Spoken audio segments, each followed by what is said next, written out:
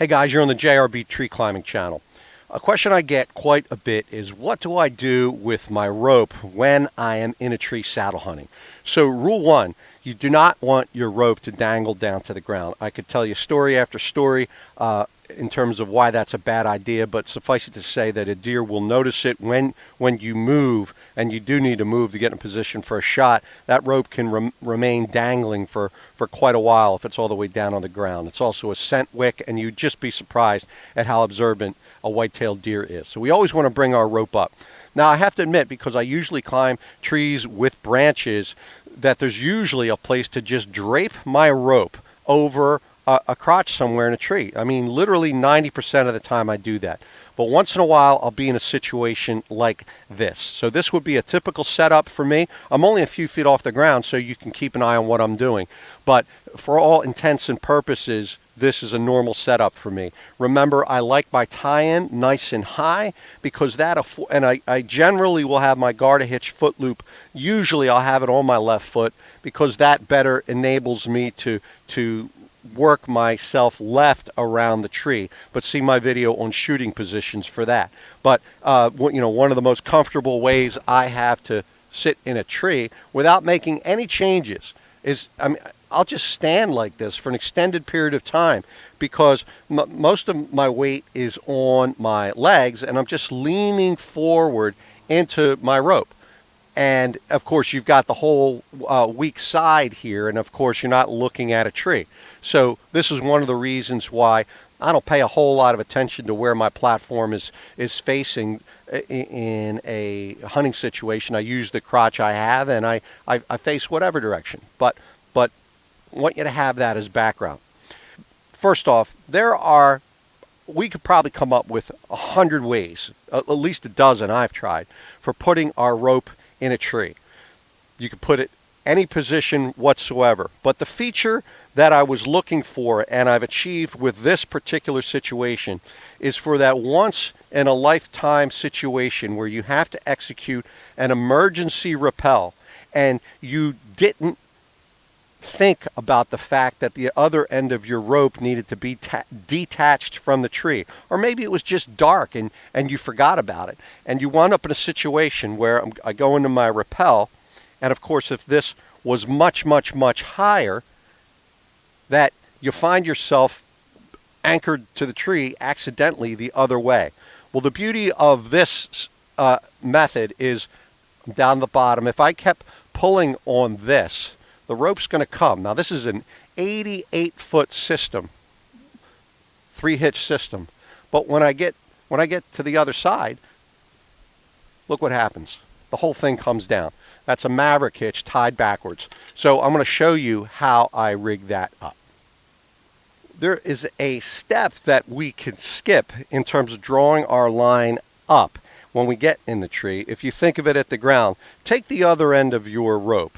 If you're on DSRT, use the long end. And it typically will have a carabiner on the end. That's how I rig mine. And I'm just going to attach it to me, because I don't want to have to pull the entire line up. Okay, so here I am arriving at height. If you saw my video on shot positioning, I usually like to keep my left foot in the garter hitch during the hunt. I would have attached my gear hanger here. I'd have my bow on the left side of the tree. I would have my crossbody bag hanging right here. So I like to attach that as high as possible, and I like to attach my rope here on the right lower side. It could go anywhere. Because I had the foresight to attach this end to me, I won't have to draw it up. But if I forgot, I would just have to pull this rope up until I had this in hand. With this end of the rope, in a 3-hitch system, I'm typically going to have a friction hitch somewhere near the end. We're going to push that all the way to the end with a couple inches to spare. And we're going to tie a Maverick hitch here on the tree. Now, I don't care if it's a flip Maverick, I don't care if it's a super Maverick or a regular Maverick hitch. But there's one thing that will be critically important. We're going to tie it backwards. Let me explain.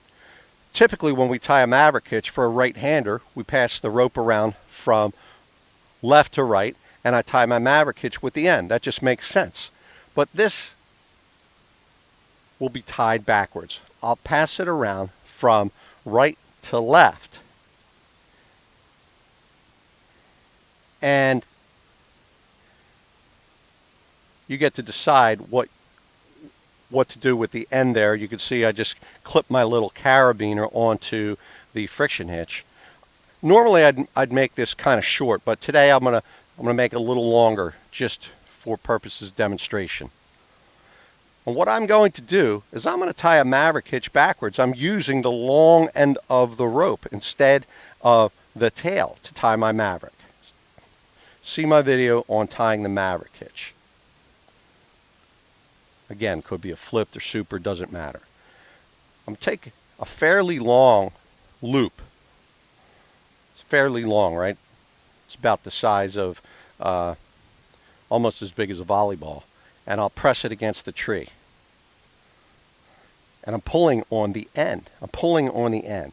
Now, I want this to remain in this position, and it generally will. If I didn't have this friction hitch here, I can tie it, I can bind it to the tree by tying a stopper knot there, a slipped overhand stopper, because now it's nice and stable. Or I can simply take that friction hitch, and that's what I do, and shove it up against there. So now this is a fairly stable entity. It's only going to be supporting the weight of the rope itself. Okay, now here's the magic. You could have one strand of rope or two strands of rope. It doesn't matter. And I'll simply start to create a butterfly coil right here. And you can I generally try to make these as big as I can. Now that rope might be dancing around on the forest floor underneath us, so I generally try to do this as quietly as possible.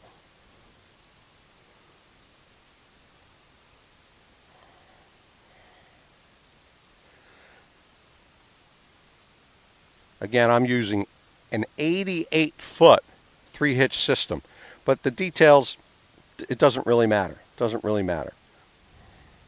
This could be a double rope. Now, I like the rope hanging off of my bridge down slightly below my platform so that I can get into any position I want to. When I get to here, I take this entire entity and I put it through. I'm going to put it through the loop on the Maverick. And if I pulled on this, right, that loop gets smaller.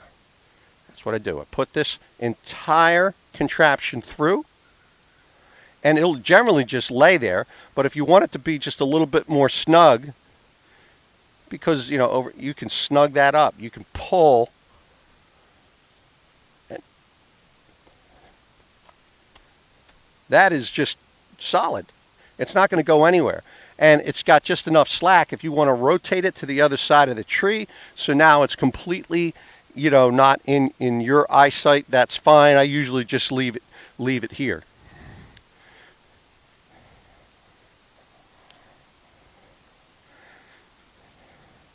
Again, if my bag was here, I might have tied it a little bit lower. Those are details. But this is really solid. I've left myself a nice loop so I can get around the tree. If I'm working a shot to 12 o'clock, right, I've got my left foot in my garter hitch. Always like to take the strong shot where possible. Strong side. So that's all strong side.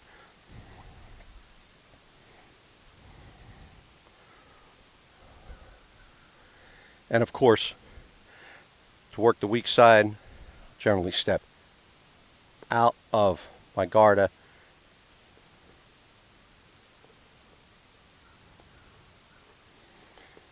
And the 6 o'clock works both ways.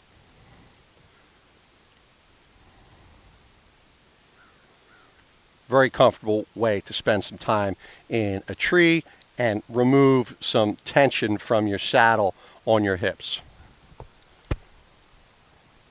And as demonstrated before, when I pull on this, the entire thing comes out. Let me go ahead and emulate that, and then I'll tie it one more time.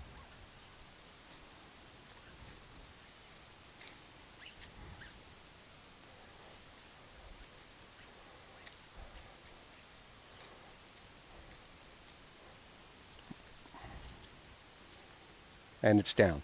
Okay, let's tie it one more time. It doesn't really matter what's going on the end of this rope here. You might have a carabiner, you might not. It doesn't matter. But there's generally a friction hitch on a 3-hitch system. So instead of passing around from left to right, right to left, it's tied a little lower, and I'm tying it the wrong way, right? I'm using the standing part of the rope instead of the end, and that's what's going to give me the quick release. See my video for tying the Maverick hitch. I can usually get this, a good size the first time. I'm not staying here all week. I'm only staying here for an afternoon, so I don't usually play around with it too much. I've got hunting to do. Got a loop there that's big enough to get my fist through. Great. Gather up whether it's one end or two.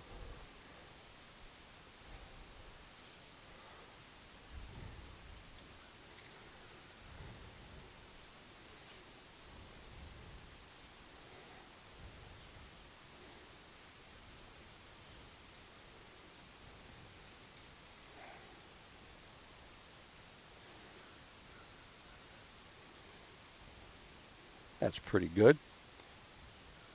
Got that. Pass the whole thing through.